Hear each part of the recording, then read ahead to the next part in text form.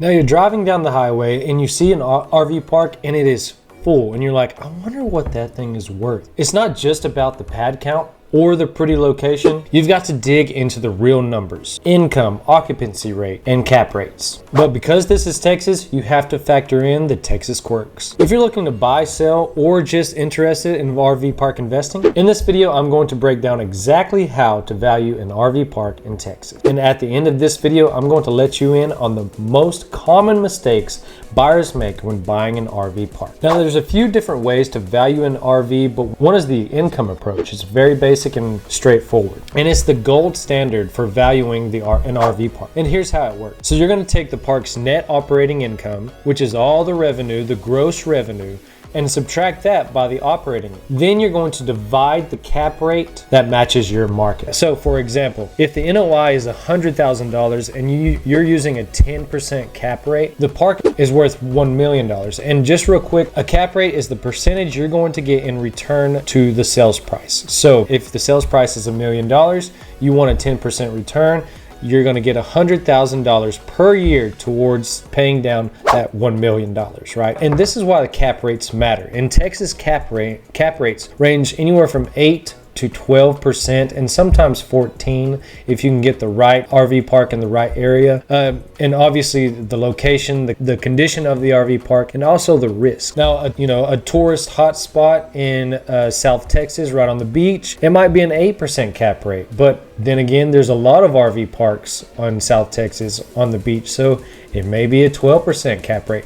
The condition, the market determine your cap rate. Now, if you're in a rural area, mom and pop park with a little deferred maintenance, that's going to be closer to your 12% and even 14% cap rate, especially when interest rates get higher. The cap rate and the interest rate kind of move along with interest rates. Now, to get your net operating expenses, your NOI, you've got to verify your revenue and expenses, right? By doing that, you have to determine those types of items. So your revenue sources, this is your pad rentals, this is the space. Is it daily? Is some pads daily? Is some pads weekly? Or some pads monthly? All that determines different rental rates per month, daily, week. You get the point. Also, Wi-Fi. Do you have high-speed internet? What type of Wi-Fi do you have? Are the tenants paying the Wi-Fi, or is the RV park paying Wi-Fi? Is there vending machines? Is there a little storefront in there that sells chips, maybe laundry detergent, utensils, plates, all those things? Is there propane there that you can buy from the RV park? And rental cap. All these different revenue streams add up to the overall revenue of the park. Now let's get to expenses. So you have your utilities, the taxes, insurance on the RV park, the repairs, the monthly repairs, maintenance, your payroll, and your management fee. So most well-run RV parks are anywhere at 35 to 40% expense ratio, meaning that 60 to 65 of the gross revenue drops to the NOI. So for an example, $150,000 revenue park with a $40,000 expense ratio is bringing in $90,000 net operating income at the end of the year.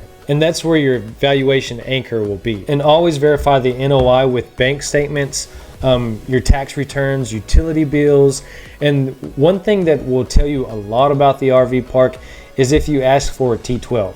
And what that means is, now if you're asking a mom and pop, they may not understand what that is, but it's just the trailing 12 months of what the RV park have brought in, the revenue and the expenses of that RV park. Especially with seasonal RV parks, you're going to get to be able to see the highs, the months that are high and the months that are low. And also with mom and pop RV parks, they usually tend to mix their personal costs with the operating costs. So if you can itemize that out and get some of the personal costs in, you may find that there's hidden value in the RV park just by doing that. So if you found value in this video so far, please like, subscribe, turn the notifications on, and share this video with other RV park investors, enthusiasts, and also so I can share this valuable information for free to anyone who is interested. If you're looking at RV parks or want some off-market RV parks, ones that haven't hit the market yet, my information is going to be right here. You can call and text me about those RV parks, or in the description below, my information will be there.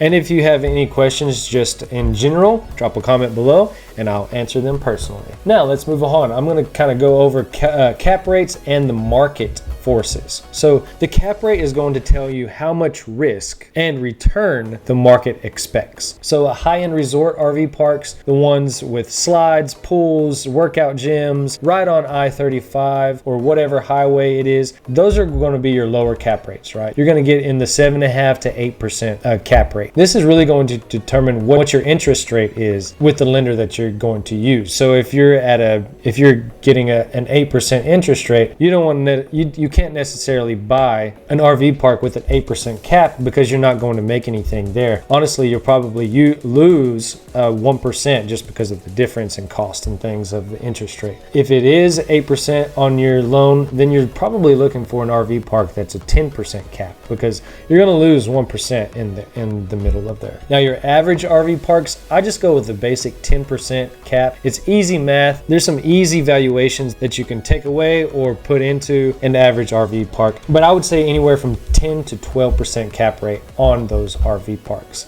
Unless in a growing area, again, the real estate market matters. Now, your older or royal parks, I'm looking at 12% to 14%, probably right now about 14% because money is not cheap to borrow. You're like, why does all this matter? What the hell is even cap rate? Well, I probably will have a video over cap rate. So just stay tuned, like, subscribe, all that good stuff. But why does this matter? Let's say that you have two RV parks and both bring in $100,000 each, right? But the location is a little different and that's a determining factor. So let's say one RV park is capped at an 8% cap. If it's bringing in $100,000 a year, that value is going to be a $1.25 million valuation on that RV park. Now get this, if it's at a 12% cap, that's an $833,000 valuation on that RV park. Do you see the difference and why that matters? So the same earnings, but maybe location, the risk is different. And when I mean risk, it's probably the town or the area that it's in, location, and the quality of the RV park. These deciding factors can swing the price of the valuation of an RV park by hundreds of thousands of dollars. Now here we are with the common mistakes that most RV park investors make when buying an RV park, or quite frankly, real estate agents, listing agents make when listing an RV park. And one is the pro forma, which is just the potential. Pro forma just means potential of the RV park. What could it do after you improve it, raise the rents, all that good stuff. I see listing agents using pro forma and if you see one that's just using pro forma and not the actual NOI, well then you better do your due diligence on those RV parks because there's something fishy about it. Now, trusting the seller's cap rate without checking real comps like the other RV parks around there. So the other RV parks and their rental rates compared to your rental rates are going to be a deciding factor on the cap rate. And also, how do those RV parks look? Are they better than this RV park? That's going to provide comparables for you so that you can determine your own cap rate in that market. Now, ignoring deferred maintenance, going to an RV park and looking at the maintenance that's been pushed aside, like outdated pedestals or septic issues, which is a huge one, that would cost you tens and tens of thousands of dollars out of pocket if the septic system needs repaired or a brand new one. So don't overlook those types of things. Deferred maintenance, you can subtract that from the initial valuation that you set before digging deeper into what the RV park really is. Now, the occupancy rate goes hand in hand with revenue. The more tenants you have in the RV park, the higher your revenue stream is going to be, right? You have more people paying that monthly amount. And this is where the T12 comes into play. So you can see within the last 12 months what the occupancy rate was, and you can kind of get an average of what that occupancy rate is so that no surprises come in some of the slower months of the season. So always value what the RV park is today. You understand that there's potential to the RV park, what you can do with the RV park if you just did a little touch-ups here and there, remodeled some things. That's all great, and that's great for the future of the RV park, but you should not pay for that in the sales price, right? You're going to be paying for that after the fact, right? After you buy the property. So you can factor those types of things in and reduce the sales price from your initial base valuation report on that RV park. So again, always value the RV park based on today, not just what it could do. So valuing an RV park isn't just math, it's market knowledge, operations, and Texas specific experiences, right? The different parts of Texas experience different things. If you're analyzing a deal and you want a second opinion, send it over to me. My information is going to be right there or in the description below. I'll take a look at it. No big deal, no obligation to you. You can call, text, and schedule a consultation with me. Maybe I have time right then and there, and I'll set you up 15-20 minutes. We'll discuss the property you're looking at or the property you would like to sell. You can also leave a comment below if you have any questions, general questions. Maybe you have a question that I can get in detail with a brand new video. Those always help. And if you found value in this video, please like, subscribe, turn on those notifications. I want to get to 500 subscribers. That would be awesome. And to my loyal subscribers here, thank you. I appreciate the subscription. I'm Trent Babb, your Central Texas real estate buzzard. Up next, I'm going to show you the hidden costs nobody talks about when buying RV parks in Texas. Thanks for watching this video. We'll see you there.